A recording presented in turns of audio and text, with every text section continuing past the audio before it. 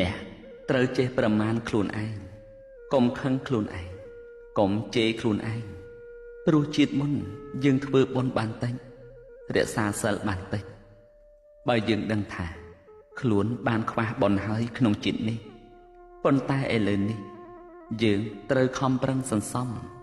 សាងបុណ្យគឺសេចក្តីល្អឲ្យបានច្រើនសម្រាប់ជីវិតទុនតទៅមុខទៀតការរស់នៅត្រូវរៀនពឹងលើខ្លួនឯងឲ្យប្រកបប្រជានៅគុណធម៌សិលធម៌សុជីវធម៌និងរក្សាតម្លៃដោយខ្លួនឯងឲ្យសមជាមនុស្សជាតិ